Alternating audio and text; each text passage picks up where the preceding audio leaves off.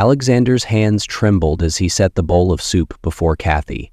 The aroma was rich, inviting, yet it carried a weight only he understood.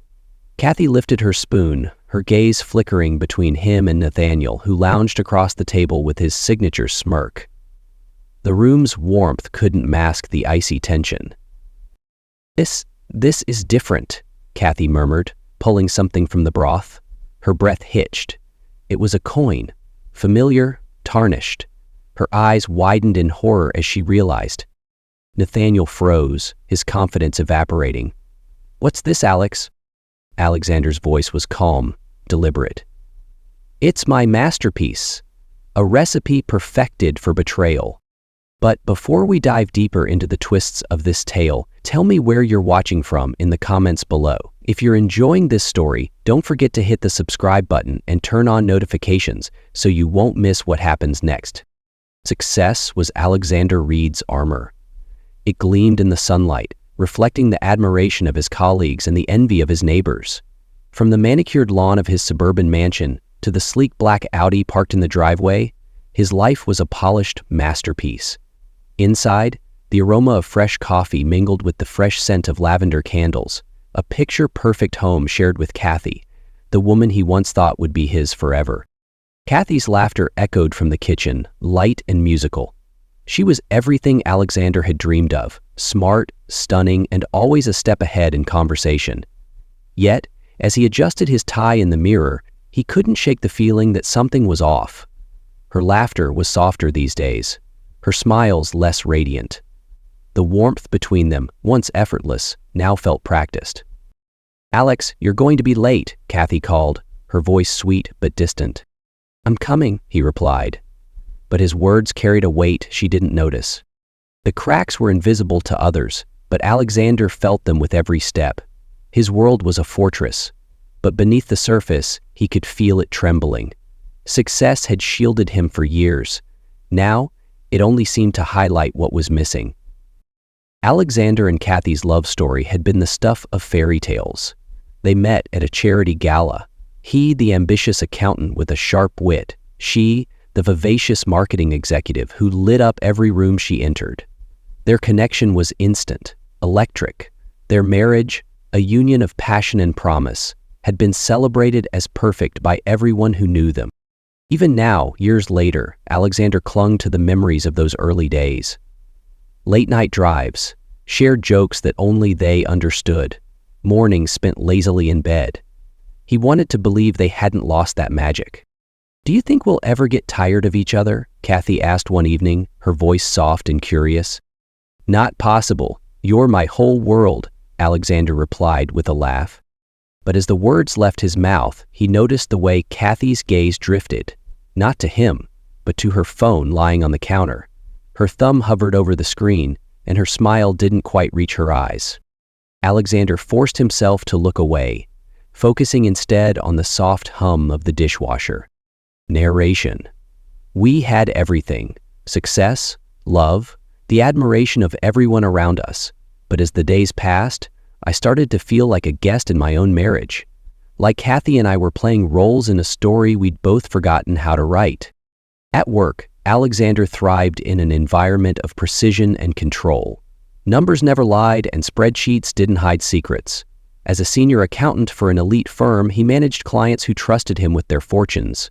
Among them was Gabriel, a charismatic and enigmatic Mexican businessman with a reputation that whispered of darker dealings.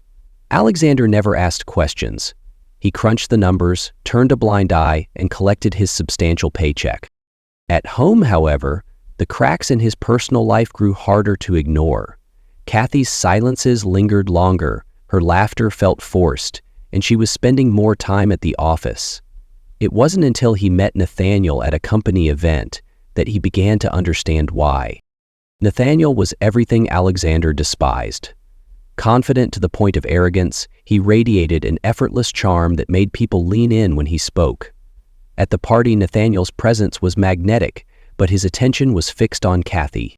When Nathaniel approached, his handshake lingered, his smirk sharp. It wasn't just a greeting, it was a gauntlet. "So, this is the famous Alexander," Nathaniel said, his tone dripping with condescension. Alexander matched his smile, but his voice held steel. "And you must be Nathaniel. I've heard so much about you." The tension between them was palpable, unspoken but unmistakable. Kathy watched the exchange with an unreadable expression, her hand lightly touching Nathaniel's arm as she laughed at one of his jokes. It was a small gesture, but it hit Alexander like a slap. The unease that began at the party followed Alexander home. Kathy's late nights at work became more frequent, her excuses more vague. He tried to dismiss it, rationalizing her distance as stress or coincidence, but the gnawing doubt only grew. One night, while pouring himself a drink in the living room, he heard Kathy's voice drifting from the kitchen. It was soft, hushed, and careful. "No, Nathaniel, not tonight. He's still here." Alexander froze. The word "still" hung in the air, heavy and suffocating. His breath hitched, his mind racing to connect the dots. Kathy's footsteps grew louder as she approached. He barely had time to compose himself before she appeared, her expression calm, as if nothing had happened. "Who are you talking to?" he asked, trying to keep his voice even. "Just work," she replied, too quickly. "Nothing important." But Alexander knew better. From that moment, the warmth between them was gone, replaced by a cold, unspoken tension. In the silence that followed, his suspicions solidified into something darker, something he couldn't ignore. The days following the overheard phone call were tense and brittle. Conversations between Alexander and Kathy became transactional, devoid of warmth. Each passing evening felt heavier, the weight of unspoken words pressing against them like a storm cloud ready to break. Finally, one night, Alexander could no longer hold back. Kathy was in the kitchen, scrolling through her phone while sipping a glass of wine. The glow of the screen illuminated her face, serene and detached, as though nothing was amiss. Alexander stood in the doorway, watching her for a moment, the question swirling in his mind finally boiling over. "Who were you talking to the other night?" His voice was calm, but the tension beneath it was unmistakable. Kathy flinched, startled by his sudden presence. "What?" she asked, feigning confusion. "The phone call," he clarified, stepping closer. "Who were you talking to?" "Just work, Alex. Don't start," she said quickly, her voice laced with irritation. She turned away, placing her glass on the counter. His jaw tightened. "Work. Funny how work has a name now. Nathaniel." Her back stiffened. For a moment, she didn't respond, and the silence was louder than anything she could have said. Finally, she turned to face him, her expression hard. "What are you accusing me of?" "I'm not accusing you of anything," he shot back. "I'm asking you to tell me the truth. What's going on between you and him?" Her eyes flickered, a brief crack in her composure. Then she straightened, her voice steady but cold. "Nathaniel has been there for me in ways you never were." The words hit him like a punch to the gut. For a moment, Alexander couldn't breathe. He stared at her, searching her face for any hint of remorse, but there was none. "In ways I never was," he repeated, his voice rising. "What the hell does that mean, Kathy?" "It means," she said, her tone sharp, "he listens. He cares. He makes me feel seen. Do you know how long it's been since I felt that with you?" Alexander's fists clenched at his sides. His voice trembled with fury. "So what? You're just going to throw away our marriage? For him?" Her gaze faltered, but her defiance remained. "Nathaniel's offered me something you never have. A future. A family." "A family?" Alexander's voice dropped to a low, dangerous tone. "The only child you'll ever have will be mine. Understand?" She shook her head, her expression a mix of anger and disbelief. "You don't get it, do you? You've always been so focused on your career, on your perfect little life, that you never saw me. Nathaniel did." For a moment, neither of them spoke. The air between them crackled with tension, the wounds laid bare, raw and bleeding. Alexander's mind raced, each word slicing deeper into the foundation of everything he thought he knew. "I loved you," he said finally, his voice breaking. "I built this life for us, for you. And this is how you repay me?" Kathy's expression softened, but only for a moment. "Maybe we loved each other once," she said quietly. "But people change, Alex. I've changed, and I can't keep pretending that everything's fine." Her words hung in the air, a cruel echo of the truth he'd been trying to deny. Alexander felt the ground shift beneath him, the life he'd built crumbling in an instant. Without another word, Kathy walked past him, leaving the room. The sound of her retreating footsteps felt final, like the closing of a door he could never reopen. Alexander stood there, motionless, his mind a whirlwind of anger, betrayal, and grief. Narration. She looked at me like I was a stranger, and in that moment I realized I might be.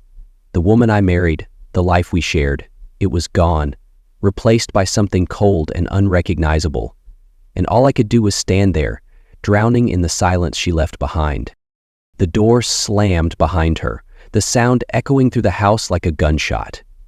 Alexander stood frozen in the kitchen, staring at the space where Kathy had been just moments before. Her scent lingered. Vanilla and something faintly floral. It clung to the air, mocking him, a cruel reminder of the warmth she used to bring. He moved to the sink, gripping the counter so hard his knuckles turned white. The silence was deafening. Every tick of the clock on the wall felt like a scream. The home they had built together, the memories embedded in every corner, now felt alien, cold, empty. Narration. How quickly it all disappeared. Years of love, laughter, and plans for the future, gone in a single moment, carried out the door with her suitcase.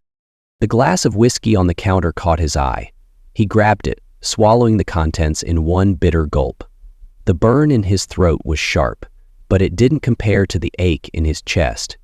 He poured another, and then another, the liquid failing to dull the pain. Upstairs, their bedroom was a battlefield. Her closet door was ajar, the empty hangers swinging like ghosts of what used to be. Her side of the dresser was cleared out, save for a single forgotten bracelet. He picked it up, turning it over in his hands. The metal was cold, unfeeling, just like the words she had thrown at him. Narration. She left so much behind, yet it felt like she took everything with her. The laughter, the love, the life we shared. It was all gone. All that remained was me. And the silence. He tried to call her, once, twice. The line rang and rang until it cut to voicemail. Her voice, cheerful and professional, only made it worse. He didn't leave a message. What could he say? That he was sorry? That he would change? She'd made it clear.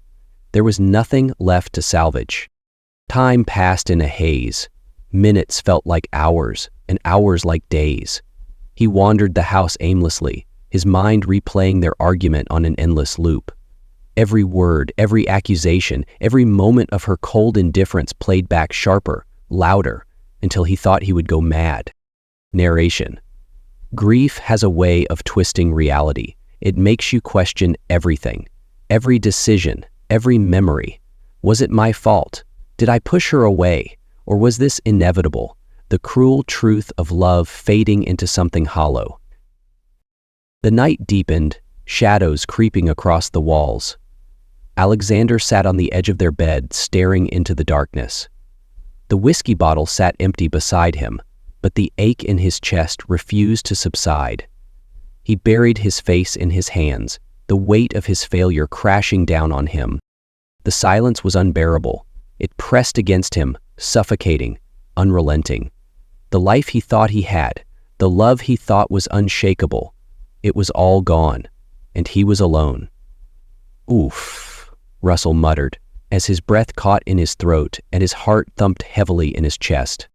Narration. The door slammed, her scent lingered, the silence was deafening. I was alone. The days after Kathy's departure stretched into an abyss. Alexander roamed his now emptied house like a ghost, haunted by memories he couldn't outrun. Every room carried echoes of their life together, but the weight of her betrayal suffocated him. The pain turned into anger, and the anger festered until it became something darker, something that whispered of revenge. Desperation drove him to Gabriel. Late one evening, Alexander sat in Gabriel's shadowed office, the air heavy with the scent of cigars and aged leather. Gabriel leaned back in his chair, studying Alexander with an amused, calculating gaze. "You look like a man who's lost everything," Gabriel said, his voice smooth as silk. Alexander didn't flinch. "I need your help." Gabriel smirked, swirling the amber liquid in his glass. "Help? From me? That's a dangerous word, my friend. What kind of help are we talking about?" "Revenge," Alexander said flatly. The word hung between them, raw and unyielding. Gabriel raised an eyebrow, intrigued. "Revenge can be messy. Are you ready for that?" Alexander's jaw tightened. "I don't care how messy it gets." Damn. The next day, Gabriel arranged a meeting with Lopez. It took place in the basement of a nondescript building, the kind of place you wouldn't notice unless you were looking for it. The air was damp and cold, carrying the faint metallic tang of something sinister. Lopez was unlike anyone Alexander had ever met.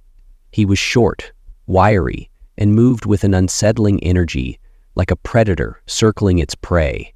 His eyes were sharp, glittering with mischief and menace, and his grin was wide enough to unnerve anyone who crossed his path.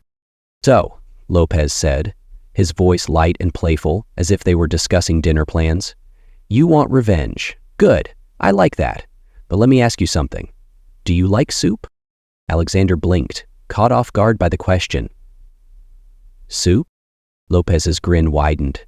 "No, don't worry, you'll learn." He led Alexander to a workstation cluttered with knives, pots, and an assortment of strange ingredients. The air was thick with the aroma of herbs, spices, and something that turned Alexander's stomach. Lopez picked up a cleaver and began chopping vegetables with unnerving precision. "Revenge," Lopez said, pausing to look at Alexander, "is an art. You don't just do it, you craft it, you savor it." The lessons began.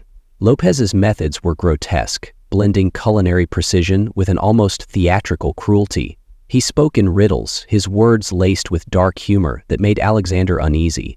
He taught Alexander how to blend flavors, how to prepare a broth, and, most disturbingly, how to ensure the soup was personal. "You see," Lopez said, stirring a pot with exaggerated care, "the secret is in the details. People think revenge is about rage, but it's not. It's about patience. Like making a good soup, you let it simmer, let the flavors meld until it's perfect." Alexander's stomach churned as he watched Lopez work. The man was methodical, almost reverent, as he prepared each ingredient. Yet there was a glint in his eye, a sadistic pleasure that made Alexander's skin crawl. He experienced. The night spent in Lopez's workshop changed Alexander. He began as an observer, hesitant and uncomfortable, but slowly he became a participant. Lopez's words echoed in his mind: patience, precision, perfection. Revenge became less of an abstract idea and more of a tangible goal, one he could shape with his own hands. Narration. Each lesson with Lopez stripped away a part of me. The man I had been, the husband, the professional, the dreamer, faded into the background. What was left was someone colder, harder, unrecognizable, even to myself. Lopez, always grinning, seemed to sense this transformation. "You're getting it," he said one night, handing Alexander a bowl of steaming broth. "Go ahead, taste." Alexander hesitated, the weight of what they were doing pressing against him. Slowly, he lifted the spoon to his lips. The flavor was rich, complex, and darkly satisfying. It was everything Lopez had promised. And it terrified him. Lopez clapped him on the back. "See, you're a natural. Soon, you won't even need me." The word stayed with Alexander long after he left the workshop that night. As he walked home under the dim streetlights, he couldn't shake the feeling that Lopez wasn't just teaching him how to cook. He was reshaping him, molding him into someone capable of crossing lines he never thought he'd approach. Ration. Revenge wasn't just a plan anymore. It was a process, a poison, and every step closer to it made me less of the man I once was. By the time the lessons were over, Alexander wasn't the same. Lopez's methods, as grotesque as they were, had given him the tools he needed. Now, it was up to him to use them. The plan took shape in Alexander's mind with chilling clarity. The lessons with Lopez had prepared him for this moment. Now, it was time to set the stage. The first call was to Kathy. He dialed her number with deliberate slowness, each beep a reminder of how far he'd come from the man who used to love her. When she answered, her voice was guarded. "Alex, it's me," he said, his tone calm, measured. "I've been thinking. We need to talk." There was a pause, her hesitation palpable. "Talk about what?" "About everything," he replied smoothly. "I want to make things right. I want to move on." He let the words hang, his voice carrying just enough regret to sound genuine. "Come over for dinner tomorrow. Bring Nathaniel. Let's clear the air." Kathy exhaled sharply. "I don't know if that's a good idea." "It's time," Alexander pressed. "We can't keep running from this." Another pause. Then, reluctantly, she agreed. The second call went to Nathaniel. Unlike Kathy, Nathaniel answered on the first ring, his tone smug and confident. "Alexander," Nathaniel said, his voice dripping with mock cordiality, "to what do I owe the pleasure?" "I think it's time we put this behind us," Alexander said, keeping his voice even. "I'm inviting you and Kathy over for dinner tomorrow. Let's settle this like adults." There was a beat of silence before Nathaniel chuckled, low and mocking. "Finally ready to play nice?" "Good man." "Something like that," Alexander replied, his lips curling into a cold smile. 7 o'clock. Don't be late." And the next day, Alexander prepared meticulously. The house was spotless, the table set with care. A warm, inviting aroma wafted from the kitchen, a rich, savory soup simmering on the stove. Everything about the scene was perfect, down to the soft, classical music playing in the background. But beneath the polished surface, every detail was laced with malice. Narration. The trap was set. They thought they were walking into an olive branch, but it was a noose, and I held the rope. When the doorbell rang at exactly 7, Alexander was ready. He opened the door to find Kathy and Nathaniel standing side by side. Kathy looked nervous, her gaze darting around as if searching for hidden dangers. Nathaniel, on the other hand, was as smug as ever, his arm casually draped over Kathy's shoulder. "Alexander," Nathaniel greeted, his smile sharp. "I must admit, I didn't expect this. Very mature of you." Alexander's smile didn't waver. "Come in. Dinner's ready." The atmosphere inside was warm and inviting, exactly as Alexander intended. He poured wine, made small talk, and kept the conversation light. Kathy seemed to relax as the evening went on, though she avoided meeting Alexander's gaze. Nathaniel, meanwhile, took every opportunity to needle him, his comments dripping with condescension. "This soup smells incredible," Nathaniel said, leaning back in his chair. "Did you make it yourself, Alex? I didn't know you had it in you." Alexander chuckled, his tone smooth. "I had a little help, but yes, I did. It's a special recipe." "Well," Nathaniel said, raising his glass in a mock toast, "here's to reconciliation and to moving on." Alexander raised his own glass, his eyes cold despite his smile. "To moving on." "Yeah." As they ate, Alexander watched them carefully. Kathy's tension returned as she sipped her soup, her eyes flickering with something she couldn't quite name. Nathaniel, oblivious, was in his element, dominating the conversation and reveling in his perceived victory. "So," Nathaniel said, smirking, "this wasn't so hard, was it? Sitting down, talking like civilized people?" "Not hard at all," Alexander replied, his voice steady. "I'm glad you're enjoying the soup. It's a personal favorite." Nathaniel took another spoonful, grinning. It's good. You might have missed your calling, Alex." Kathy froze mid-sip, her spoon clattering against the bowl. Her hand trembled slightly as she reached for something at the bottom of her bowl. When she pulled it out, her face went pale. A coin. Tarnished and unmistakable. Nathaniel frowned. "What's that?" Kathy's voice was barely a whisper. It's yours. Nathaniel, these are your coins. Nathaniel's face twisted in confusion, then dawning horror. He stared at Alexander, his bravado crumbling. What the hell is this? Alexander leaned back in his chair, his expression calm, almost serene. Slow cooking does wonders, don't you think? The room fell silent, the tension thick enough to cut with a knife. Kathy's breathing grew rapid, her eyes wide with realization. Nathaniel pushed back from the table, his movements frantic, but Alexander didn't flinch. Narration. They thought they had won. Thought I would roll over, accept the scraps they left me, but they underestimated the cost of betrayal. Tonight, they would learn. The trap had sprung, and there was no escape. The dining room glowed with a soft golden light from the chandelier, casting shadows on the polished wooden table set with meticulous precision. The air was filled with the rich aroma of the soup Alexander had spent hours perfecting. The delicate clink of silverware against porcelain punctuated the low hum of classical music playing in the background. It all felt so normal, too normal, as if nothing had changed. But Alexander knew better. This wasn't dinner, it was theater, and he was the director. Narration. The clink of silverware, the low hum of conversation. Everything felt too normal. It was a charade, and I was the only one who knew the script.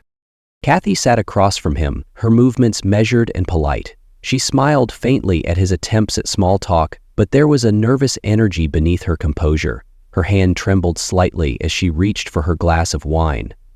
Nathaniel, ever the picture of smug arrogance, dominated the conversation. His laughter was loud, grating, and full of false charm. This soup, Nathaniel said, setting his spoon down with a theatrical flourish, is exceptional. I had no idea you had such culinary talents, Alex.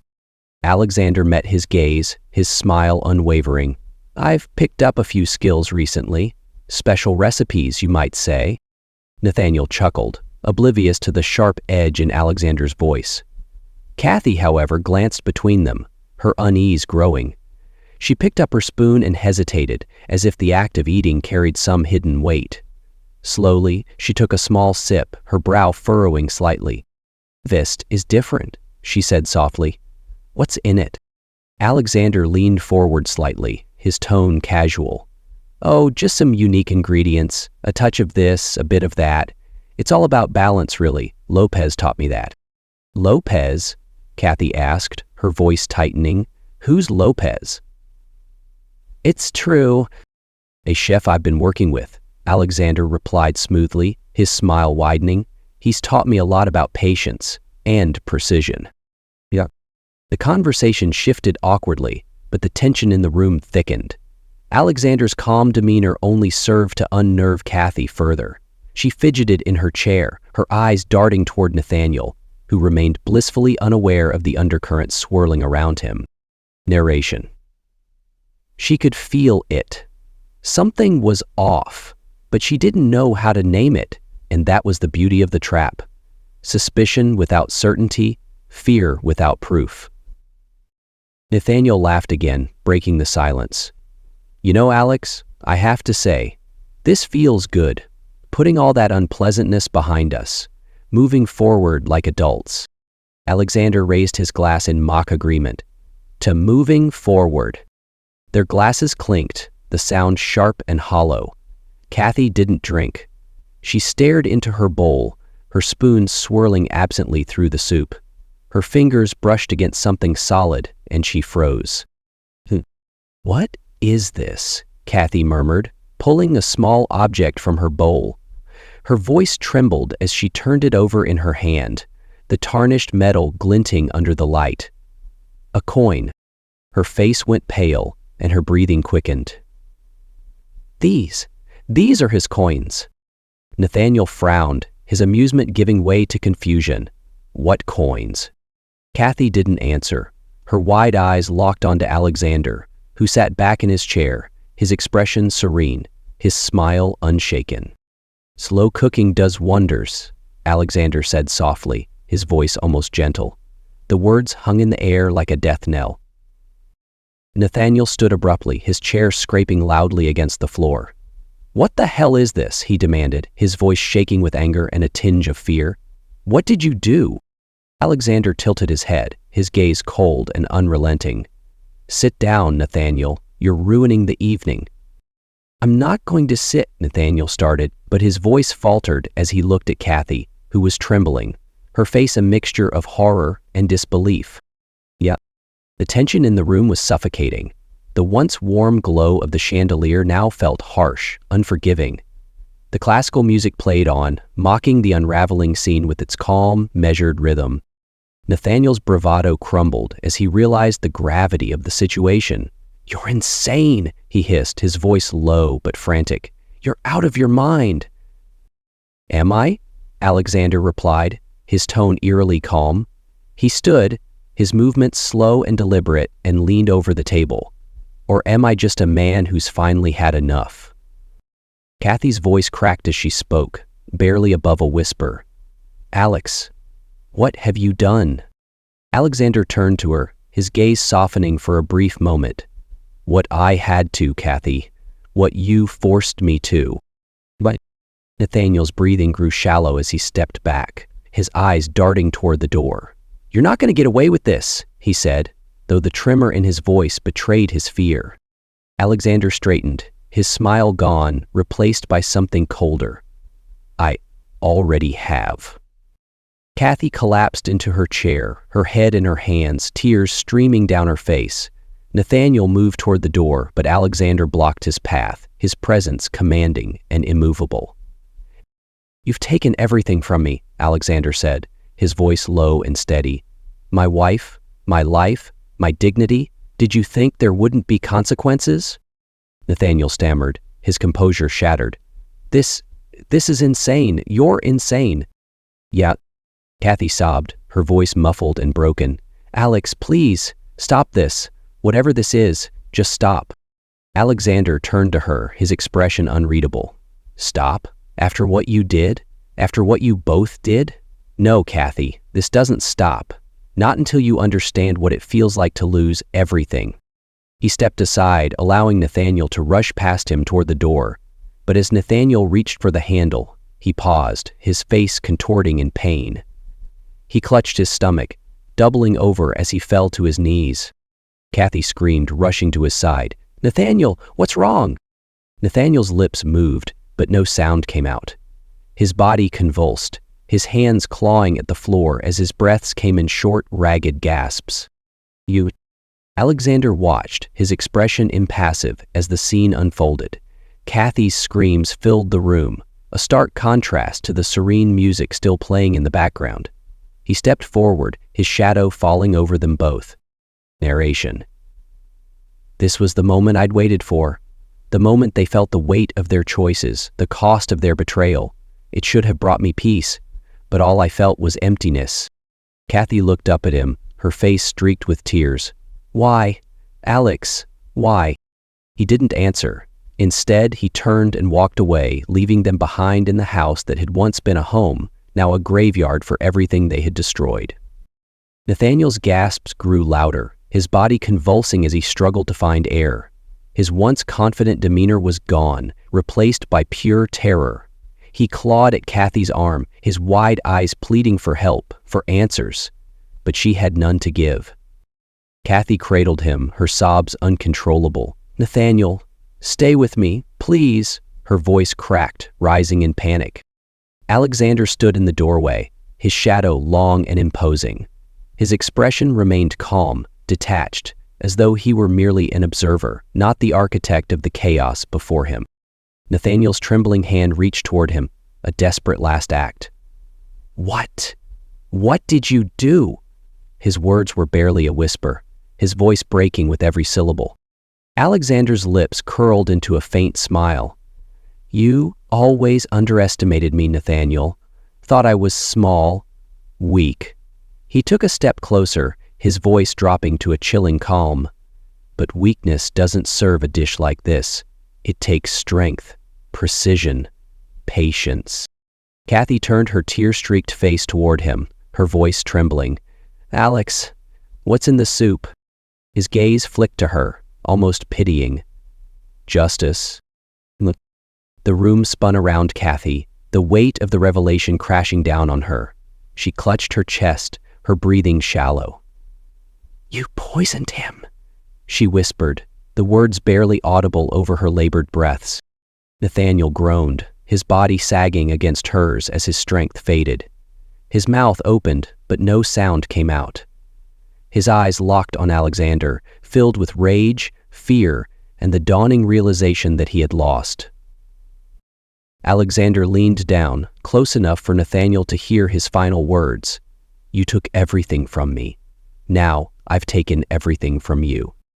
Nathaniel's body stiffened one last time, then fell limp in Kathy's arms. A silence filled the room, broken only by her ragged cries. She stared at Alexander, her face pale and drenched in sweat. Her voice was hoarse. "You're a monster," she whispered and nodded. She said, "Screw you." Her body swayed, unsteady. The room tilted. She tried to stand, but her knees buckled. "Alex," she whispered, her voice fading as her body crumpled to the floor. Narration. Her body hit the floor, his eyes widened in horror, and me? I walked away. The night swallowed their screams. The air outside was cold and sharp, biting against Alexander's skin as he stepped into the darkness. Behind him, the house remained still, its walls now a tomb for the lives it once sheltered.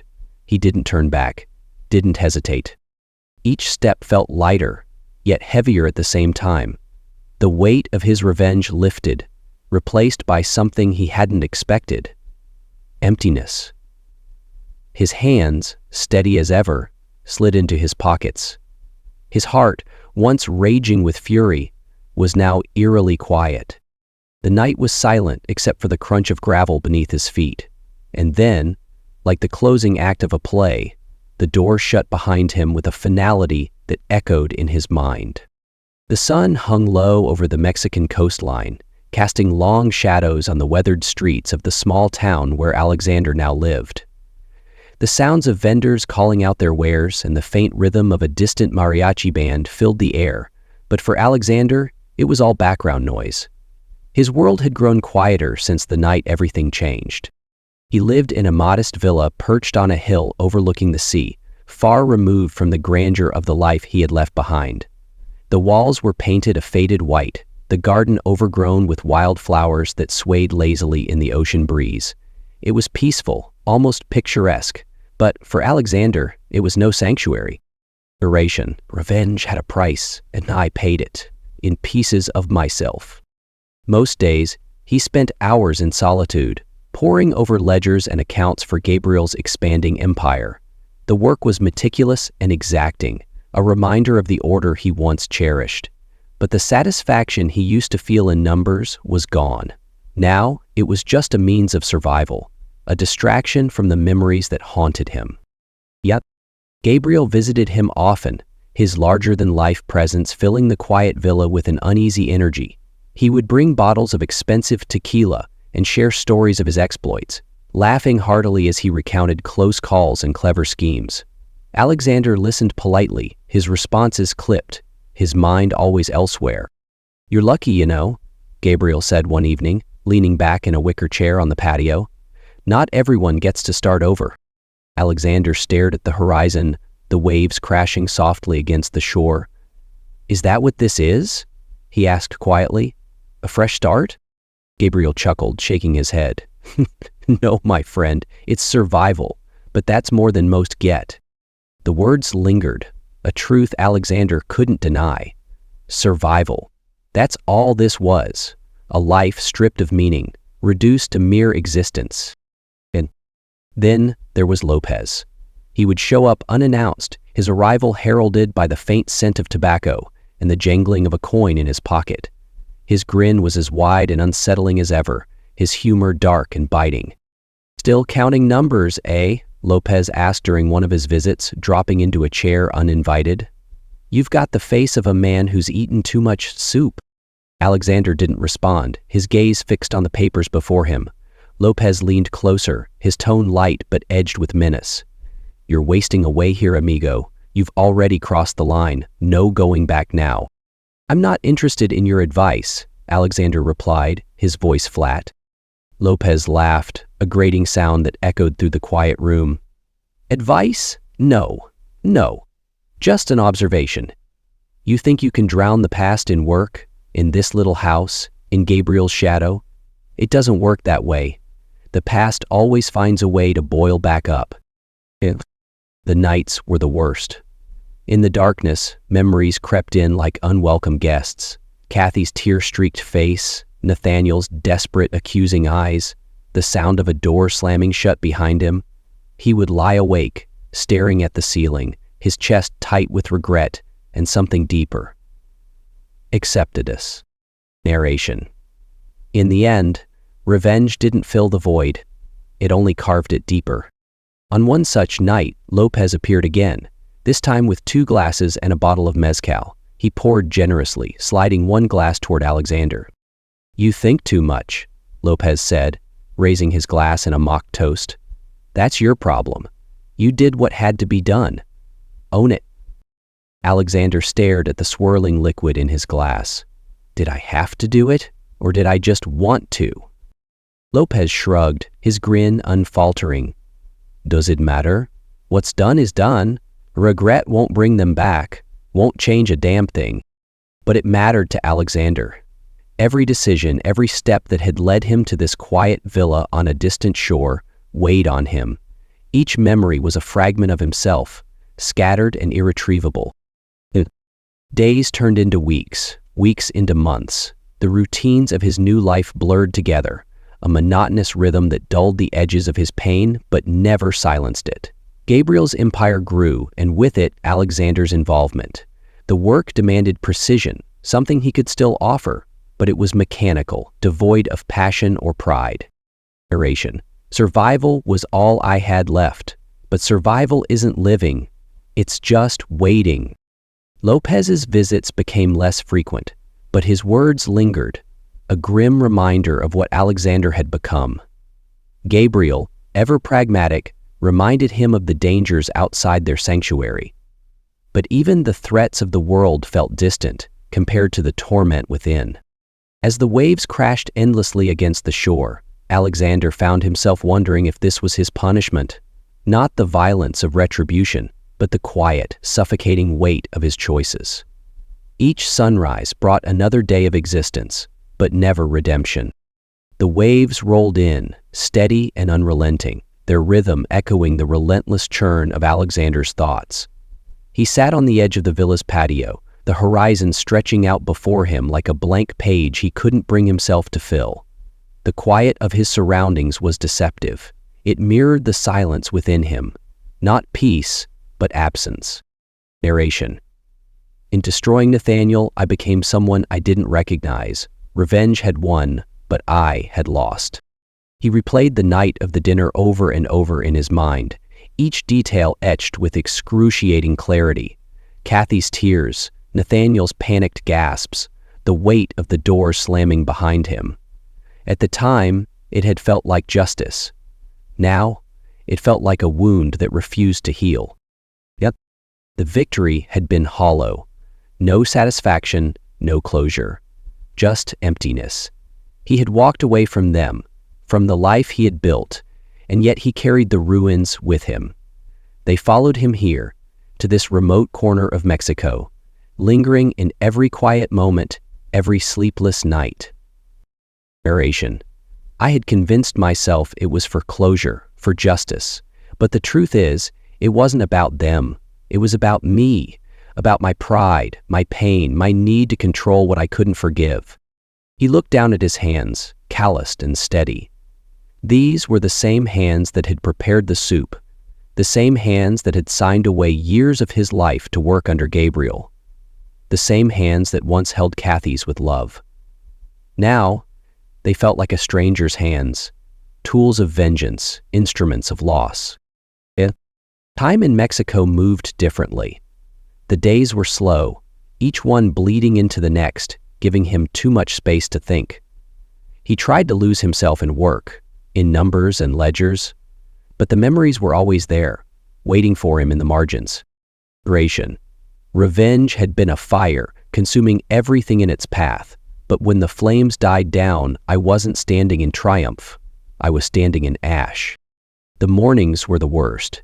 He would wake before dawn, staring at the ceiling as the faint light crept into the room. The villa felt cold, no matter how warm the sun outside. The silence pressed against him, suffocating in its weight. One evening, as the sun set in a blaze of orange and pink, Alexander found himself standing by the edge of the cliff, overlooking the sea. The breeze tugged at his clothes, the scent of salt and earth filling his lungs. It was beautiful, he supposed, but it felt like a mockery. How could the world look so serene when everything inside him was chaos? He thought about Kathy. Where was she now? Was she haunted by the same memories that plagued him? Did she cry for Nathaniel, for the life they might have had together? Or had she found a way to move on, to rebuild? The thought twisted in his chest, equal parts envy and bitterness. Ration. I told myself I didn't care, but the truth is I cared too much. That's why it hurt. That's why I did what I did, not to punish them, but to ease my own pain, and in the end, it only deepened the wound. Lopez's words echoed in his mind, sharp and mocking. Regret won't change a damn thing. He had laughed as if the weight of his actions didn't matter, as if revenge could be clean. But Alexander knew better now. It wasn't clean, it wasn't righteous. It was a poison, and he had swallowed it willingly. He closed his eyes, the sound of the waves filling the void. Somewhere, deep down, he had thought revenge would make him whole again, that it would fill the spaces Kathy and Nathaniel had carved out of him. But it hadn't. It had only widened the void, leaving him more fractured than before. Yet, narration. What's left after revenge? That's the question no one tells you. They tell you about the satisfaction, the power, but they don't tell you about the emptiness, about the questions that follow you into every quiet moment. Alexander exhaled, his breath shaky. He had nothing left to fight for, no purpose to cling to. Gabriel's work kept him alive, but it wasn't living. It was a way to pass the time, to avoid the truth he didn't want to face, that he was lost, not just geographically, but spiritually, emotionally. He had become a shadow of the man he once was, defined only by what he had destroyed. The sun dipped below the horizon, the last traces of light fading into darkness. Alexander stood there a while longer, the chill of the night settling over him. The waves continued their steady rhythm, uncaring, unchanging. Narration. I thought revenge would give me back what I'd lost, but it didn't. It just reminded me of how much I'd thrown away. With a heavy sigh, he turned and walked back toward the villa. The darkness followed him, but he no longer tried to outrun it. He knew now it wasn't something he could escape. It was part of him, and perhaps it always had been. The letter arrived on a humid afternoon, its edges worn from the journey, the handwriting on the envelope unmistakably Kathy's. Alexander stared at it for a long time before tearing it open. His hands were steady, but his heart raced, each beat echoing in his ears. He unfolded the single sheet of paper and began to read. Alex, I don't know why I'm writing this. Maybe to give you the closure you always claim to want, or maybe because I need to say it out loud to someone who will understand the weight of it. Nathaniel is gone, but he isn't. Not entirely. I'm pregnant, Alex. It's his child. I know what you did, and I'll carry that truth with me for the rest of my life. But this baby is innocent. He doesn't carry Nathaniel's sins, only his name. And I will raise him, love him, protect him, because he is the only thing left in this world that makes sense. You wanted revenge, Alex. Now live with it. He lives through me. The words blurred as Alexander's grip on the paper tightened. He read it again, slower this time, letting the weight of each sentence sink in. Pregnant, Nathaniel's child. Her words were calm, matter-of-fact, yet they carried a sting sharper than any insult. He had destroyed everything, or so he thought. But here was proof of something he could never touch, never erase. Narration. Her words burned, but I couldn't look away. In the end, the child was innocent, the only victim left unscathed. He sat down heavily in the worn chair by the window, the letter trembling in his hands. The room felt smaller, the walls pressing in on him. The ocean breeze, which usually brought a strange sort of solace, now felt suffocating. The world outside continued as if nothing had changed, but inside, everything was unraveling. Yeah. Lopez's voice echoed in his mind, mocking as always. Revenge is messy, amigo. You think it's over, but it never really is. He had thought his vengeance was complete, that he had taken everything from Nathaniel, but he hadn't accounted for this. The child was a reminder, a living testament to everything he had lost and everything he had destroyed. It was cruel, ironic, and unbearably final. For a moment, he considered burning the letter, letting its words disappear into ash. But he couldn't. Instead, he folded it carefully, placing it in the drawer beside his bed. He couldn't destroy it, any more than he could undo what he had done. It would stay with him, like every other scar he carried. Narration. I thought I had written the final chapter of this story, but life had other plans. Nathaniel's legacy would live on, not in wealth or power, but in the child who would never know his father's sins or my own. As the sun set, Alexander sat in the dark, the letter's words etched into his mind. He had wanted closure, but all he found was another door opening into a void he couldn't escape. Revenge had taken everything, but it hadn't given him peace. And now, it never would. The days turned to weeks, and the letter remained where Alexander had left it, folded neatly in the drawer by his bed. He never opened it again, but the words were etched in his mind, an endless refrain that played against the backdrop of his solitude. The weight of them grew heavier with each passing day. Betrayal destroys trust. Revenge destroys the soul. But forgiveness is something I'll never know.